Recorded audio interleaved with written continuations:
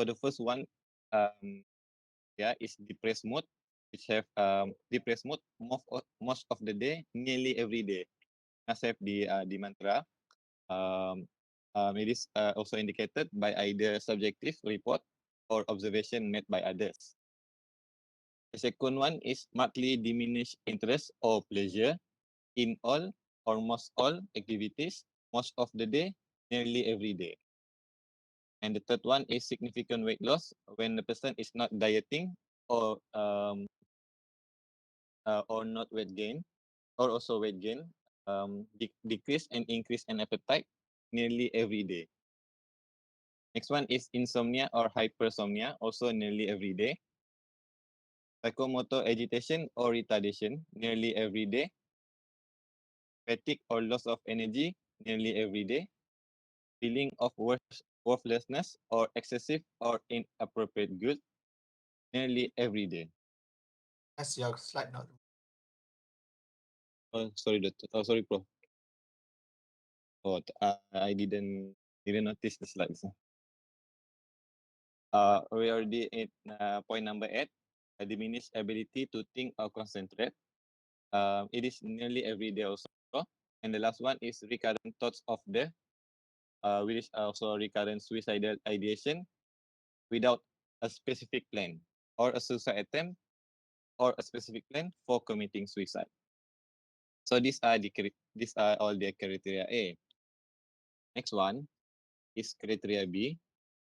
Symptoms cause impairment in social, occupation, and other important areas of functioning. And criteria C, episodes not attributable to effects of substance or other medical condition. So we have to note that criteria A to C represent MDD. Criteria D is the major depressive episode is not better explained by schizoaffective disorder, schizophrenia, schizophreniform disorder, delusional or other specified or unspecified schizophrenia spectrum or other psychotic disorders. And the last one is there has never been a manic episode or hypomanic episode. So that is for the diagnostic criteria for MDD. So next, I would like to then the difference between grief versus major depressive episode. So regarding grief, it is a feeling of emptiness and loss. And for major depressive episode, it is a persistent depressed mood, inability to anticipate happiness. For grief, dysphoria decreases days to week. However, in depression, dysphoria is persistent. In grief, dysphoria is in wave associated with thought or reminders of the disease. However, the major depressive episode, the dysphoria is not tied to any specific thought. And in grief, they may be accompanied by positive emotions and humor. And in major depressive episode, person will be instead of unhappiness and misery. The grief, the thought contents in grief people are memories of the disease. However, in major depressive episode, the thoughts usually self-critical or pessimistic rumination.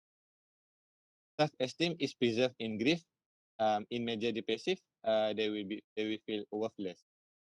And suicidal thought possibly about joining the disease for grief. However, in major depressive episode, the suicidal thought because they are feeling worthless and undeserving of life. So that's the difference. Next is the associated features to support diagnosis for MDD. They are frequently present with cheerfulness, irritability, brooding, obsessive rumination, anxiety, phobias, excessive worry over physical health, complaints of pain, and in children, there will be separation anxiety. So complication for major depressive disorder include suicide risk, where the possibility exists at all time during MDD episodes. The features that associated with increased risk of completed suicide include male, single, or living alone and prominent feeling of hopelessness, and also presence of borderline personality disorder increases risk of future suicide attempts. The last one is functional consequences, where impairment can be very mild, where people that have interaction are unaware of the depressive symptoms. Severe impairment in depressive disorder lead to complete incapacity, where depressed individuals unable to attend basic self-care need, mute, or even catatonic. Individuals with MDD also have more pain and physical illness, with greater decreases in physical, social, and role function. Next, I would like to Alif Farhad.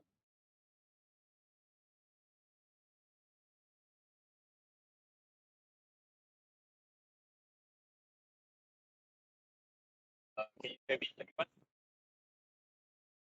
So I will continue on with the process. Is for I have divided into causes.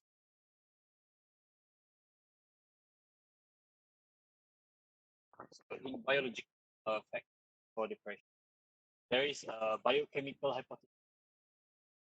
The depression still level of the modern minds that is,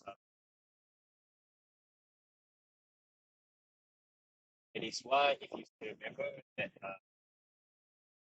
as you usually tackle these modern mind pathways. And there is also a genetic factors. Yeah, yeah, Anas. Yeah. Okay.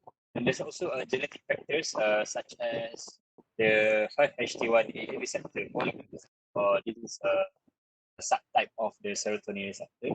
And there is also, like Anas mentioned before, heritability in place because if you have a first degree relative, especially your mother, had a history of depressions, you are more likely about 2 to 4 times higher to get depression.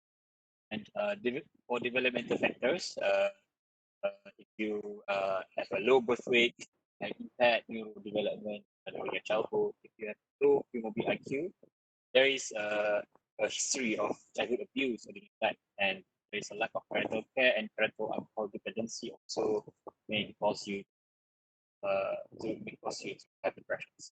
And there are also other organic factors such as yeah, next.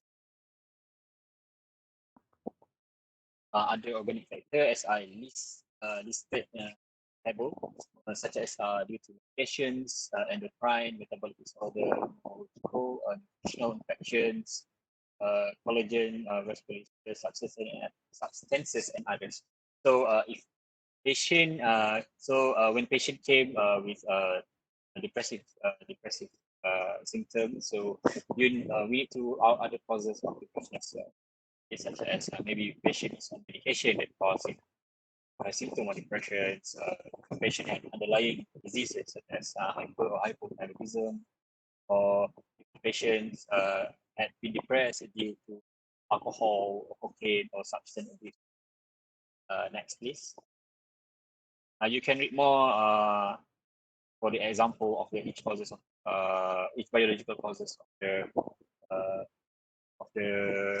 of depression, like I put table. For psychological, uh, there's for psychological factors, certain life events such as the death of significant people, so your parents or your loved ones.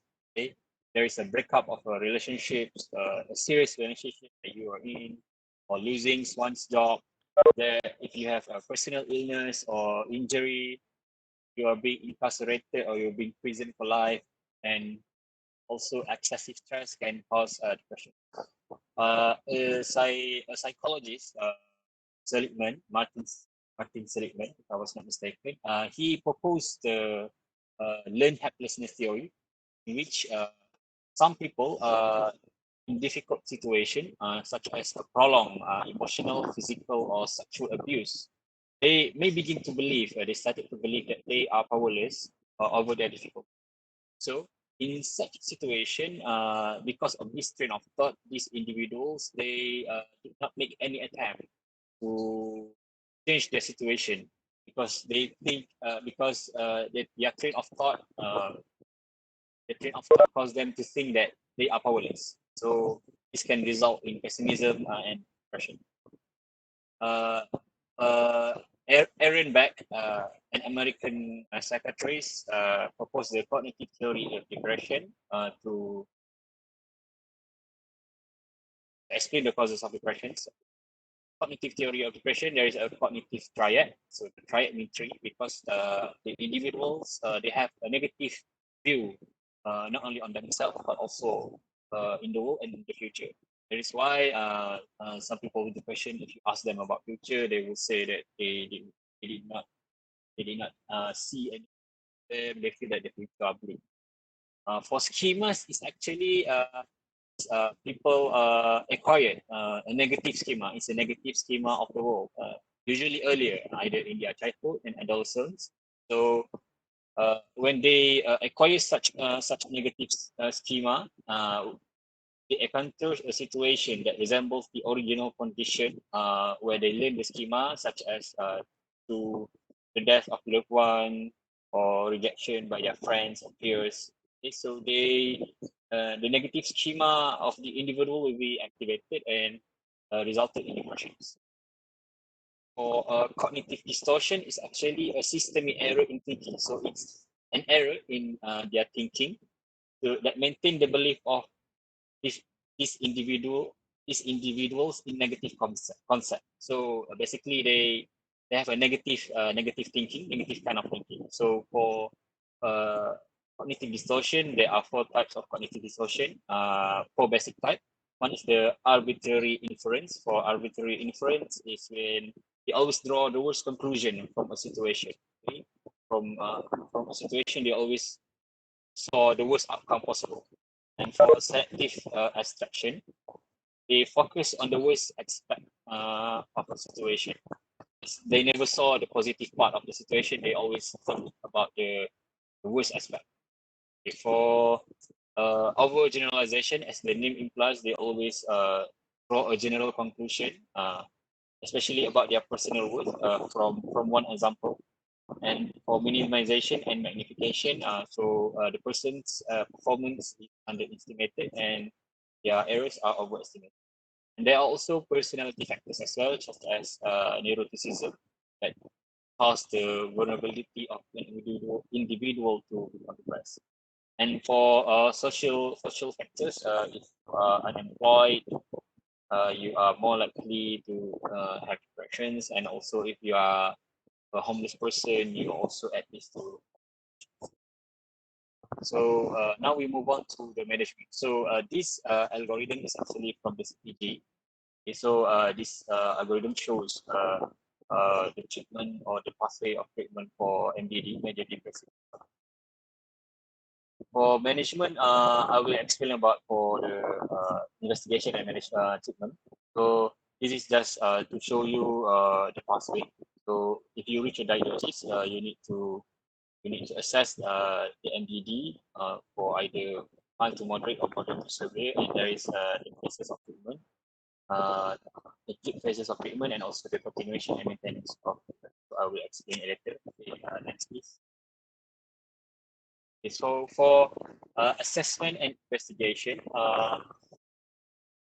in Malaysia, there is screening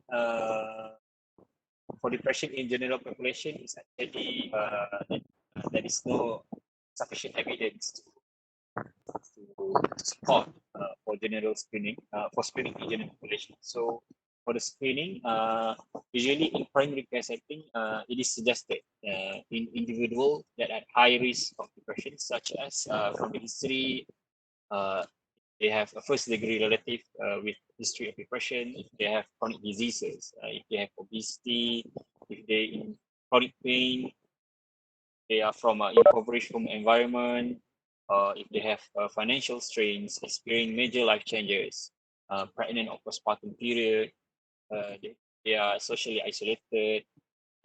If patient came with multiple vague symptoms, so you need to screen for depressions. Patient has sleep disturbance, and if patient have substance abuse, loss of interest in activity, and also old age. So the common tool that I use in Malaysia for screening depression are back depression inventory (BDI), depression, anxiety, and stress scale. patient health questionnaire 9, hospital anxiety depression scale, and as well as Woolly question. So Woolly question are used in primary care setting.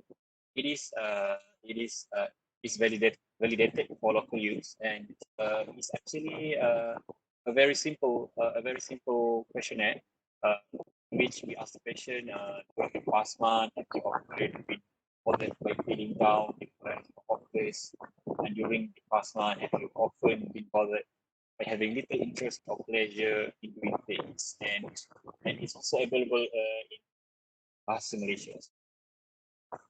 So, uh, as I mentioned before, we need to assess the severity of depression.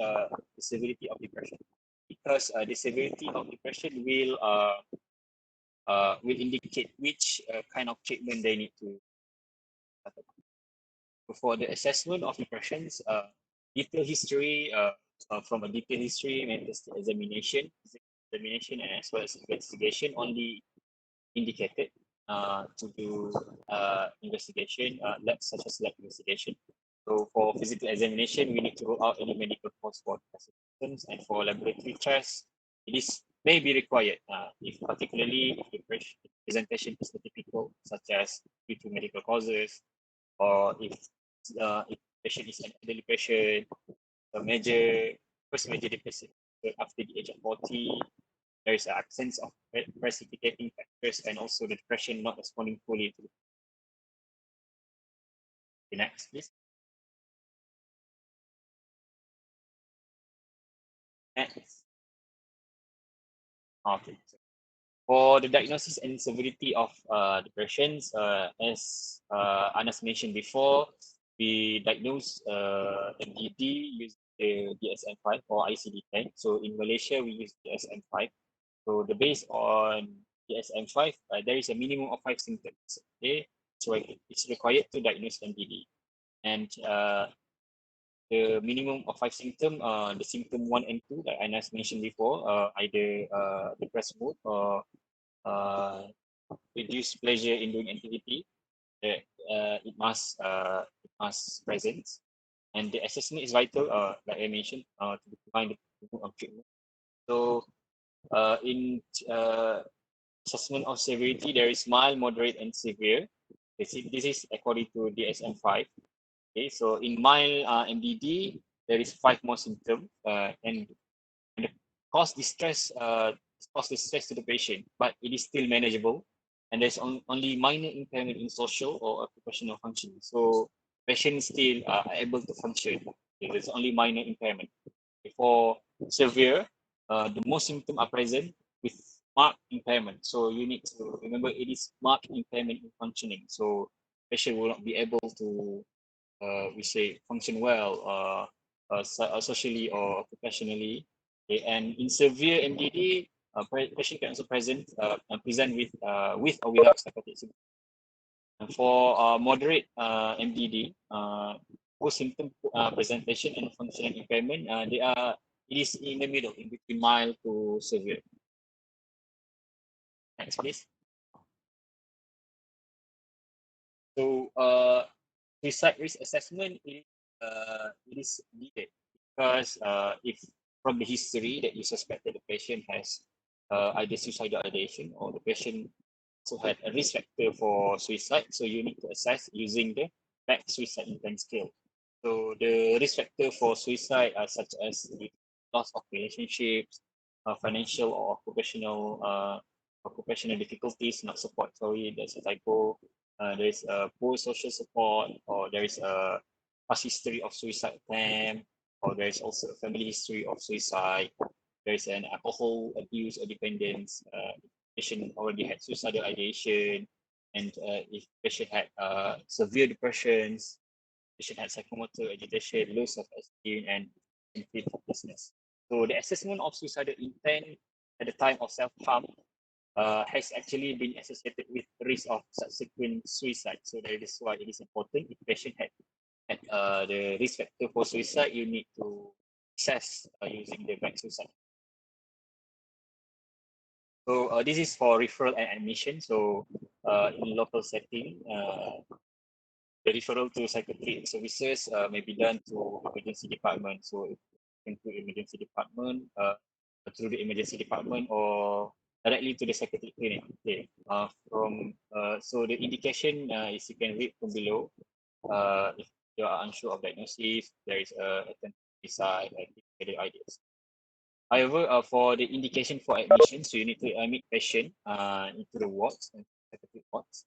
If the patient one had a risk to self, two, risk to others, three, if the patient presented with psychotic symptoms, if there is a lack of impulse control, because if the patient had lack of impulse control, uh,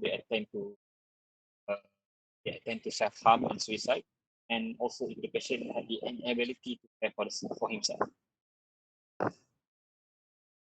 So So for the treatment, so there is so this diagram shows the phases of treatment. Okay, so you still remember the algorithm that I showed earlier. There is acute and continuation maintenance phase. So it is correlate to which type of which phase the patient is in for the treatment to be started. So for the acute phase of treatment, uh, where we try to achieve remission, and whereas the maintenance phase is prevent relapse and recurrence, and also the development of chronicity. From the diagram above, you see from the patient is normal and develop symptom due to depressions and was diagnosed with MPD. We need to start the patient on acute phase of treatment.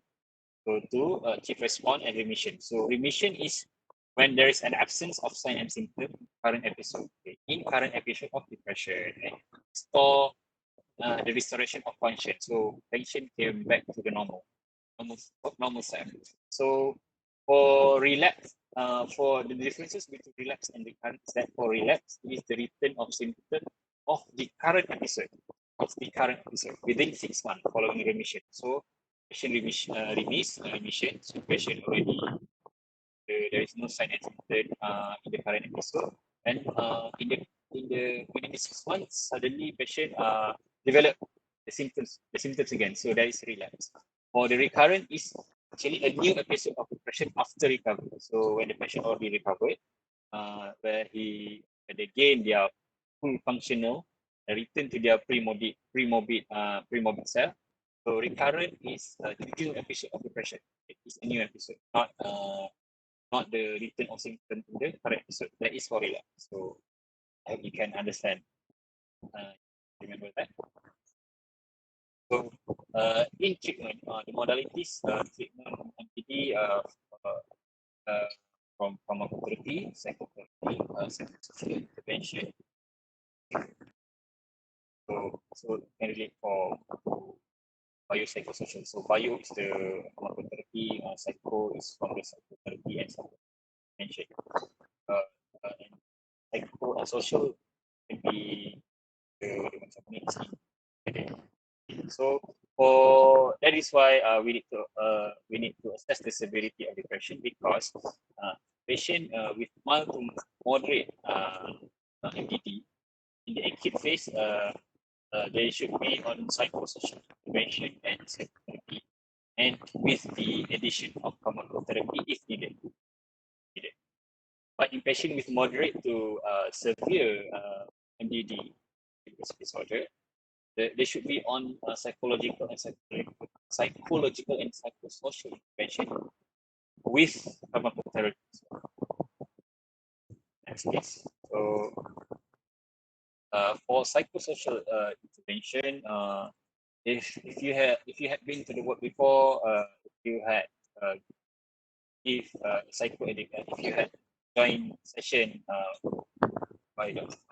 Farah intervention for psychoeducation, is we try to deliver information on the pharmacotherapy and the psychological measures to the patient. So usually we interact with the patient, we ask them question that try to divert them to to see if they know if they had from their condition, they had this kind of symptom. So to assess how uh, how uh, how uh, how actually they sedar if they already realize that they have this kind of symptom due to their conditions. For counseling, we have also counseling and non-directive supportive therapy, such as support group, and we also have peer intervention, uh, exercise as well. So exercise is actually has been found to benefit patient with mild to moderate depression, and as well as for moderate to severe depression. However, for moderate to severe depression, you need to do pharmacotherapy or medication, not exercise. Not exercise as a sole. There's also some relaxation and spiritual intervention. And for psychotherapy, uh, it is for psychotherapy. Some example of psychotherapy is by cognitive behavioral therapy that is conducted by either brain by other brain therapists. So there's a interpersonal therapy which focus on the interpersonal relationship of the patient, improve their social support and network, also to manage their interpersonal distress. Also, we have problem solving therapy where it focuses on identifying personal problem and we try to implement the most adaptive solution to the problem.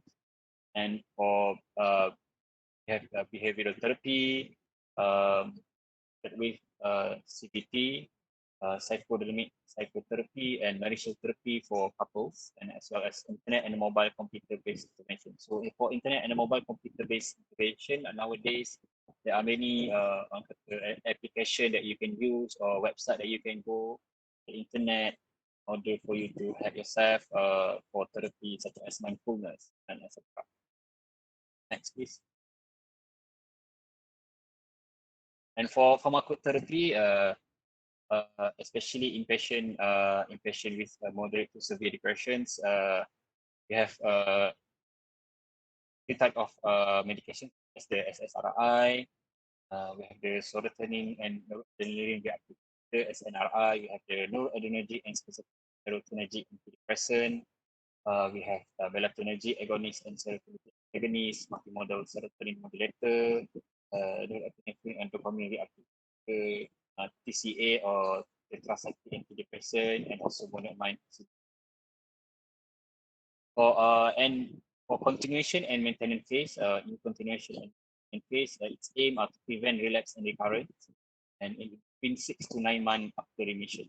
And we also consider maintenance, or we need to consider to continue medication for more than 2 years. Patient had high risk or patient had relapse and recurrence depression. For continuance and maintenance phase, there's also psychosocial intervention and psychotherapy such as CBT, mindfulness-based and also for mindfulness is actually we try to ground the patient we try to train the patient to focus on themselves on that particular moment instead of worrying about the future or worrying about things that still not yet happen. And also for physical treatment such as ECT, it is only for the patient with in severe MDD with psychotic symptoms. If they did not respond to, that's all from me for the for the MDD. Any questions so far? I think you do If quick there's question no answer at the end lah. Yeah, continue. Let's continue with the presenter. that's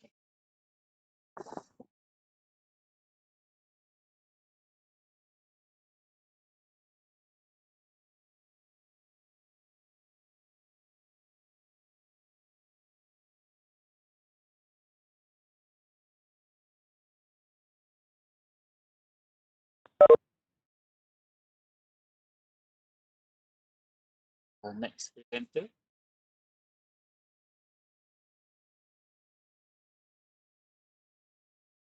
Okay. Yeah, Assalamualaikum and good afternoon. My name is Afifa and I will proceed with disruptive mood dysregulation disorder, persistent depressive disorder or dysthymia, and premenstrual dysphoric disorder. Okay, first we'll go to disruptive mood dysregulation disorder, which short for DMDD. Okay, disruptive mood dysregulation disorder is a chronic, severe, persistent irritability that occur in childhood and adolescence. It is characterized by severe, developmentally inappropriate, and recurrent temper outbursts at least 3 times per week, along with a persistently irritable or angry mood between temper outbursts. And in order to meet the diagnostic criteria, the symptom must be present for at least 1 year or 12 months, and the onset of symptoms must be present by the age of 10 years old. And actually, the MDD is a new disorder or diagnosis that had been recently added in DSM-5 to categorize the children who are not meeting the diagnostic criteria of bipolar disorder but having significant impairment. Okay, for the epidemiology, disruptive mood dysregulation disorder has a lifetime prevalence of 3% in children aged between 9 to 19 years old. Okay, within that percentage, males are about less than 4 times more prevalent than females. The mean age of onset is between 5 to 11 years old. Disruptive mood dysregulation disorder often co-occurs with other psychotic disorders. The most common comorbidity is ADHD, which is attention deficit hyperactivity disorder, by 94%. Others include oppositional defiant disorder, anxiety disorders, and major depressive disorder. Okay, next. Okay, disruptive mood dysregulation disorder diagnostic criteria from DSM-5 include A. Severe recurrent temper outbursts, either verbally or via behavioral aggression, that are grossly out of proportion in intensity or duration. Criteria B. Temper outburst is inconsistent with developmental level of patient. Criteria C. Outbursts occur average of 3 or more times per week. D. Mood in between outbursts is irritable or angry most of the day, nearly every day. E. Criteria A to D present 12 or more months. No 3 or more consecutive months period without all the symptoms. F. Criteria A and D present in at least 2 out of 3 settings, which are either at home, school, with peers, and severe in at least one setting. G. Diagnosis is not made before age 6 or after age 18. H. Age of onset for criteria A to E is before 10 years old. I. No time period lasting more than a day when full symptom criteria met for manic or hypomanic episode. J. Symptoms not occur exclusively during MDD and not better explained by another mental disorder. And this disorder cannot coexist with oppositional defiant disorder, intermittent explosive disorder, or bipolar disorder.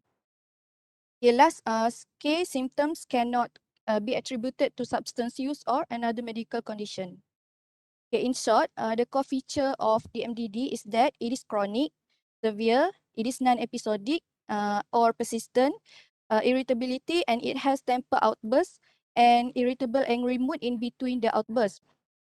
Different with bipolar disorder because in bipolar disorder, patient has discrete or distinct mood episodes of mania and depression. Okay, next. Okay, the current treatment of EMD, disruptive mood dysregulation disorder, is based on symptomatic interventions. That is due to the fact that its etiology is not well understood at this time since it is still a relatively new diagnosis. For example, in pharmacotherapy, if the pathophysiology of the MDD confirm resemble unipolar depression and anxiety disorders, and in individual with comorbid ADHD, SSRIs, which are antidepressants and stimulants, would likely be the pharmacological agents of first choice. However, if the pathophysiology of the MDD is similar to that of bipolar disorder, then the first-line treatment would include atypical antipsychotic agent and mood stabilizers. Okay, next is psychosocial interventions for the MDD. If generally, psychotherapy is the first-line treatment for the MDD, and it includes cognitive behavioral therapy, which are likely to be an essential component of treatment for youth with the MDD. Okay, next. Okay, next is cause and prognosis of the MDD. Patients with the MDD in childhood have a high risk of progressing to MDD, major depressive disorder, dysthymic disorder or persistent depressive disorder, and also anxiety disorders over time. Okay, next.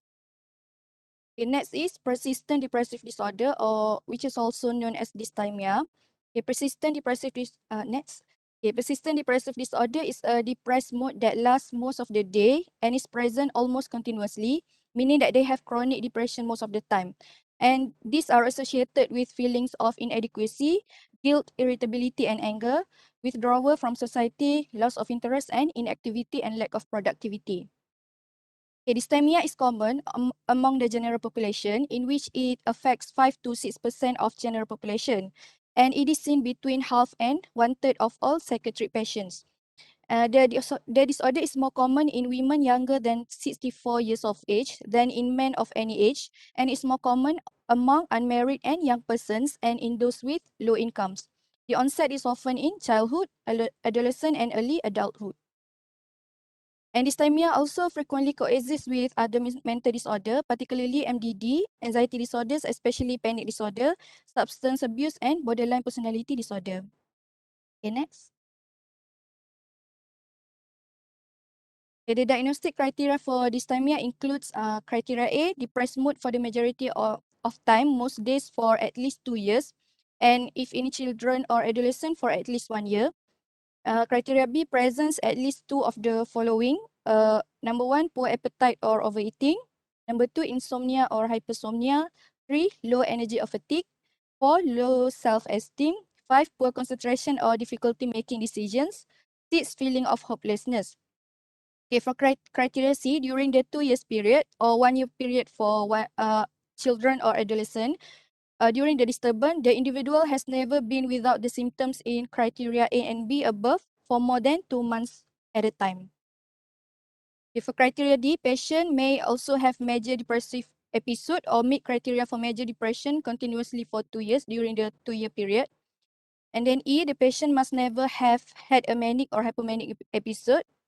F, the disturbance is not better explained by persistent schizoaffective disorder, schizophrenia, delusional disorder, or other specified or unspecified schizophrenia spectrum and other psychotic disorder. G, the symptoms are not attributable to the physiological effects of a substance or another medical condition.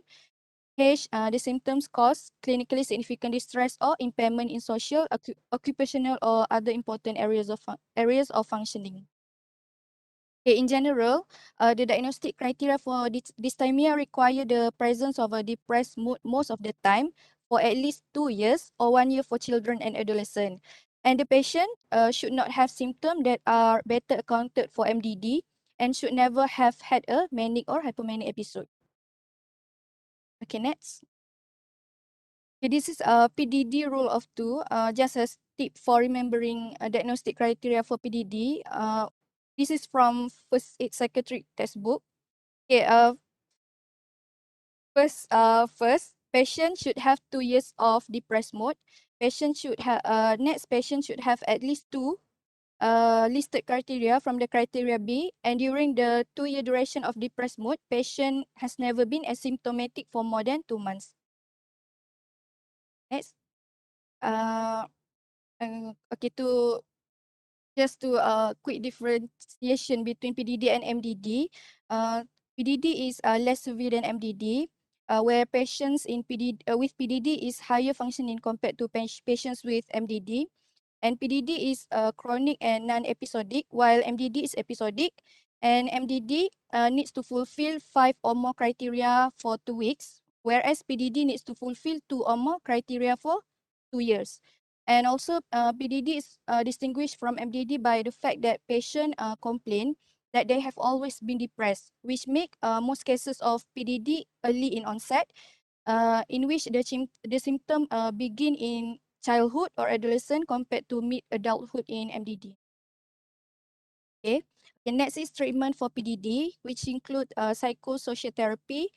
For example, cognitive therapy, behavior therapy, insight-oriented psychotherapy, interpersonal therapy, and family and group therapy. For pharmacotherapy, many studies have shown therapeutic success with antidepressant, which include SSRIs like venlafaxine and bupropion. Okay, next. The next is cause and prognosis of PDD. Studies of patients with the diagnosis of PDD indicate that about 20% progress to major depressive disorder, 50% progress to bipolar 2 disorder, and fewer than 5% progress to bipolar 1 disorder. The prognosis for patients with dysthymia varies. The available data about previously available treatments indicate that only 10% to 15% of patients are in remission after 1 year after the initial diagnosis, and about 25% of all patients with dysthymia never attain a complete recovery.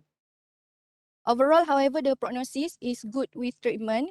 Antidepressive agent and specific types of psychotherapies, especially cognitive and behavior therapies, usually have positive effects on the cause and prognosis of dysthymia. Okay, next. Last but not least from me is premenstrual dysphoric disorder or PMDD. Next.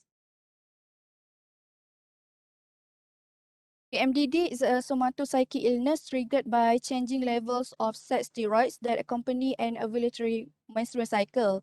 It occurs about 1 week before the onset of menses, which is at luteal phase, and is characterized by irritability, emotional lability, headache, anxiety, and depression.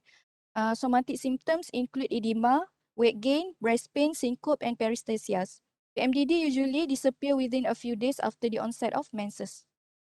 For epidemiology, up to 80% of all women experience some alteration in mood, sleep, or somatic symptoms during premenstrual period, and only 3% to 7% of women have symptoms that actually meet the full diagnostic criteria for PMDD, while the rest, about 40% of these women have at least mild to moderate premenstrual symptoms that prompt them to seek for medical advice. Okay, next. Okay, the diagnostic criteria of PMDD include criteria A, in the majority of menstrual cycles, at least 5 symptoms must be present in the final week before the onset of menses, start to improve within a few days after the onset of menses, and become minimal or absent in the week post-menses. Criteria B, 1 or more of the following symptoms must be present. Number 1, marked affective lability. Number 2, marked irritability or anger or increased interpersonal conflicts. Number 3, marked depressed mood, feelings of hopelessness or self-deprecating thoughts. Number 4, marked anxiety, tension, or feelings of being keyed up or on edge. For criteria C, 1 or more of the following symptoms must be additionally be present to reach a total of 5 symptoms when combined with symptoms from criterion B. Number 1 is decreased interest in usual activity, which include work, school, friends, and hobbies. Number 2, subjective difficulty in concentration. Number 3, lethargy, easy fatigability, or marked lack of energy. Number 4, marked change in appetite, overeating, or specific food cravings. Number 5, hypersomnia or insomnia. 6, a sense of being overwhelmed or out of control. 7, physical symptoms such as breast tenderness or swelling, joint or muscle pain, and also a sensation of bloating or weight gain. Criteria D, the symptoms are associated with clinically significant distress or interference with work, school, usual social activities, or relationship with others. Criteria E, the disturbance is not merely an exacerbation of the symptoms of another disorder such as MDD, panic disorder, PDD, or personality disorder, although PMDD may co-occur with any of these disorders. Criteria F, criterion E should be confirmed by prospective daily ratings during at least 2 symptomatic cycles. And last but not least, criteria G, the symptoms are not attributable to the physiological effects of a substance or another medical condition. Next.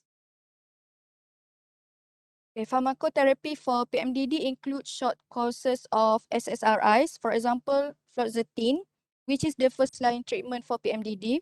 It can be either taken as daily therapy or as luteal phase-only treatment, which will be started on cycle day 14 and which will and will be stopped upon menses or shortly thereafter. And SSRIs are usually taken daily during the 2-week luteal phase of the menstrual cycle. The other pharmacotherapy include alprazolam, which is a benzodiazepine, and for symptomatic relief such as analgesics for pain, sedative for anxiety and insomnia, and diuretics to relieve fluid retention. Treatment also includes support for patient about the presence and recognition of the symptoms. Some uncommon treatments that are also mentioned in first aid psychiatry textbook include oral contraceptives, gonadotropin releasing hormone GnRH agonist, and in rare cases, bilateral oophorectomy with hysterectomy. Okay. And for the cause and prognosis of PMDD, it actually have not been studied sufficiently to reach any reasonable conclusions yet. However, the symptoms tend to be chronic unless effective treatment is initiated. Studies also show that symptoms for PMDD may worsen prior to menopause, but cease after menopause. Okay, that's all from me. Thank you.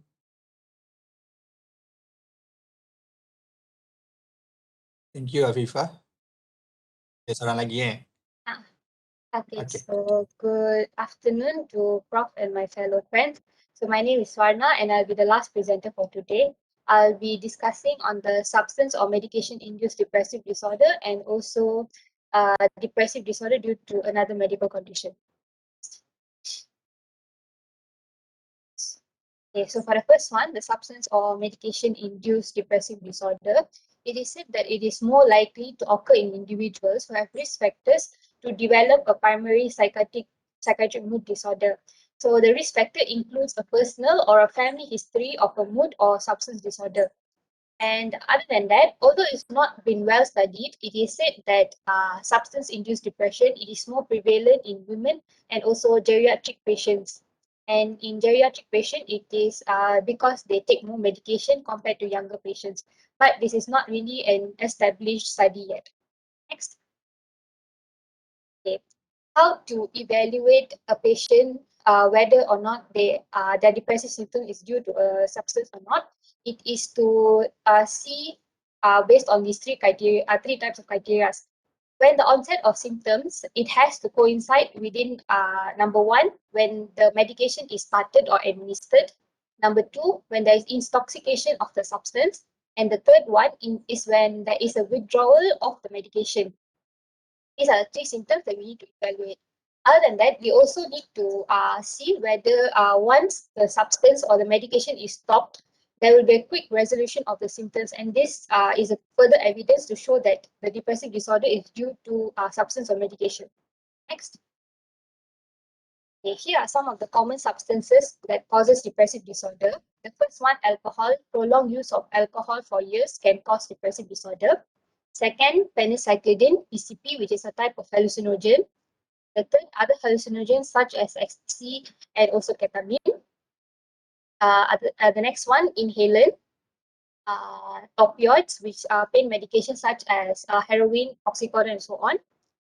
Other than that, sedatives, hypnotics, and anxiolytic can also cause depressive disorder. For example, is the benzodiazepine. Okay, next will be amphetamine and also cocaine, types of stimulants. And others is unknown types of substance such as solvents like glue and also butane that can possibly cause depressive disorder. Next.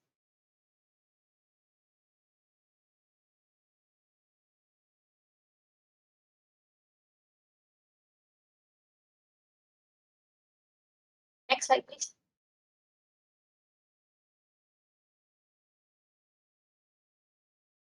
Okay, so this is the DSM-5 diagnostic criteria. Criteria a prominent or persistent disturbance in mood that predominates in the clinical picture and is characterized by depressed mood or markedly diminished interest or pleasure in all or almost all types of activity. So what we can get from criteria A is that there will be a mood disturbance which can be characterized by a depressed mood, or there will be a markedly and obvious loss of interest in almost all or all types of activity that they do. Criteria B, there is evidence from history, physical examination, and also lab findings of both criteria 1 and 2. So criteria 1 states that the symptoms in criteria A develop during or soon after the substance intoxication or withdrawal or after the exposure to a medication. Criteria 2 states that the involved substance or medication is capable of producing the symptoms in criteria A. So what we can get from here is that number one, the evidence showing that after the patient has took the substance or medication, then only the onset of symptoms started. And the criteria 2, it states that the substance memang can cause depressive episodes. So if there is evidence from either the history, PE, or lab investigation, then it is considered substance-induced depressive disorder. Next. Okay. Criteria C, the disturbance is not better explained by depressive disorder that is not substance or medication induced. Such evidence of an independent depressive disorder would include the following. So this means that there is, what to say, the depressive disorder is not due to substance. So these are the following criteria, further criteria. Number one, the symptoms started before the patient even took the substance or medication. Number two, after the patient stops the medication, the symptoms still persist. And the third one, there is evidence showing that there is a primary mood disorder and it is not caused by a substance or medication. Okay, next. Persist more than 1 month. Itu jangan lupa, important. Maknanya if the symptom persist more than 1 month, then you should consider other diagnosis lah. Yeah. Okay, next. Okay, criteria D, the disturbance does not occur exclusively during the course of delirium. And criteria E, the disturbance causes a clinically significant distress or impairment in social, occupational, or other important areas of functioning. Next.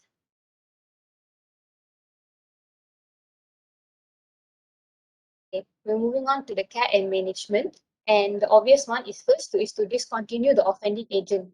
So before we stop the substance or medication that causes the symptoms, we have to weigh the pros and cons first if we were to withdraw the medication, because some of the substance can be a treatment for the underlying medical condition. So if the patient really does need the medication for their concerning any kind of medical illness, there's three things that we can do. Number one, we can lower the dose of that medication that causes the depressive mood. Or number two, we can shorten the duration that the patient is exposed to the patient is supposed to take the medication. And the third one, if the substance causes a very obvious effect, what we can do is that we can choose a similar type of medication which is with similar efficiency. Okay, and instead of stopping the agent completely, we should do gradual tapering of the offending agent so that the withdrawal symptom is not that obvious, is not that bad. Okay, so usually once we stop the medication or substance, patient will go back to their pre-morbid function within 4 weeks. So if they do not, 4 weeks or 1 month, like what Prof stated, so if they do not go back to their pre-morbid function, it can indicate and show that it is not that the psychiatric that the depressive disorder is not due to substance or the medication. Next. Okay, number two will be patient education. This is not just for the patient, but it can also be inclusive of the family. We have to explain to them as to how the substance or medication has caused the following depressive mood disorder. And we can also advise the family and the patient on how to keep track of the symptoms, and also if they were to drug abusers, how the family can also be aware on whether they take or not, and also about their behavior and so on. Next, we can also educate them on the prognosis of the depressive disorder. And since, like Prof stated earlier, within 1 month, the symptoms should reduce, right? So we can assure them that this is a curable disease. But if the patient were to take they were to abuse the substance again, then there's a risk of them getting it back. Okay. And the last one is obviously we should advise the patient to stop taking the offending agents, especially if it's a drug. Okay. And the last one is to do counseling, and the suicide risk assessment is mandatory in patients. Next. Okay. So, Namala is the same that I stated earlier. Within 1 month, the symptoms should stop. And if it doesn't stop, it suggests a primary mood disorder. Hence, we need to keep a careful monitoring of the patient on how their behaviors change. Okay. Now I will be discussing the last type, which is the depressive disorder due to another medical condition. Next.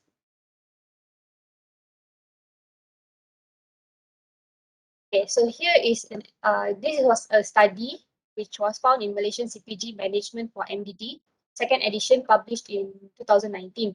It was found that outpatients with CMI from the clinic, they found that 27% of them have prevalence of depression or depressive symptoms.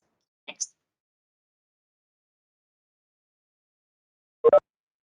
Okay, so here are some causes of medical illness that could potentially lead to depression. The first one, cerebrovascular accident or stroke.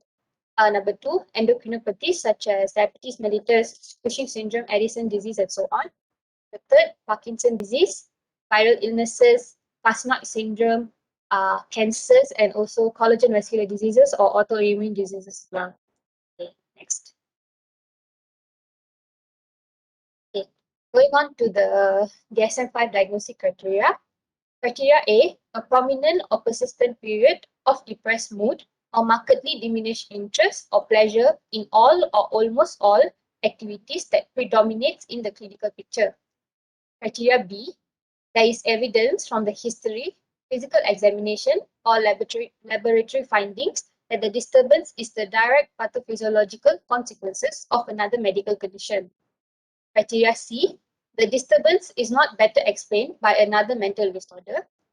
For example, the patient does not have any underlying other types of mood disorders. They don't have and the common example is adjustment disorder. Okay, next. Okay, criteria D, the disturbance does not occur exclusively during the course of delirium. And criteria E, the disturbances causes clinically significant distress or impairment in social, occupational, or other important areas of functioning. Now, based on this, we should specify this depressive disorder due to medical condition into three types as classifications. The first one is patients with depressive features, meaning that they do not meet the full criteria of these five stated above. Okay, the second one classification would be patients with major depressive-like episodes. So they meet all types of the criteria except for criteria C. And criteria C states that the patient does not have other type of mental disorder. So patient with major depressive-like episodes, they do have other psychiatric disorders. And the third one will be with mixed features.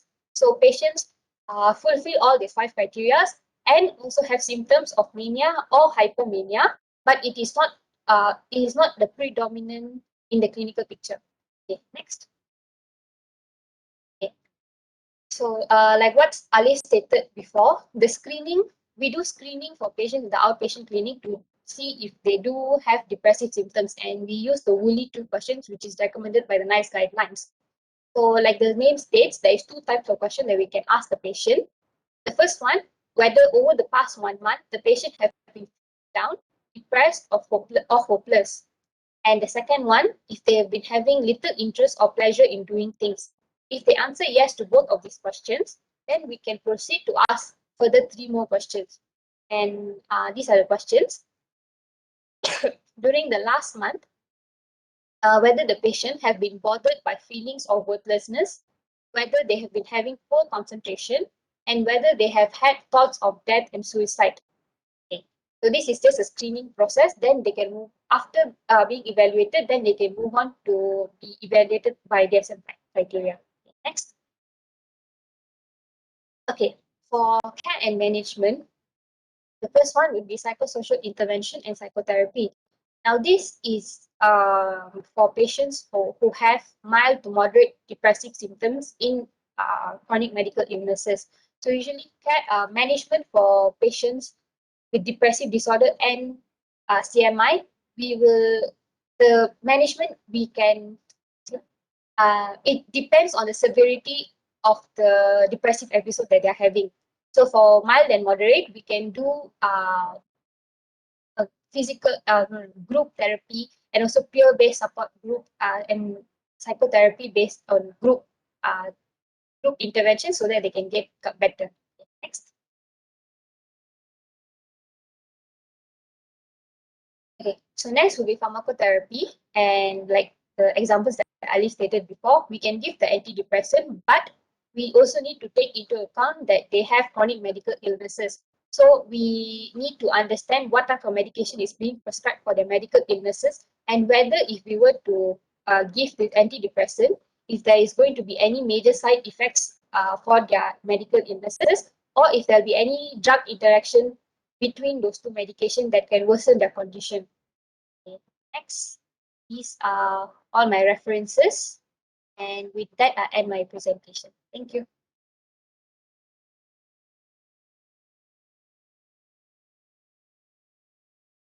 Okay, thank you Anas, Alif, Ifa and Sri. Ada half an hour lagi lah or less for the Q&A.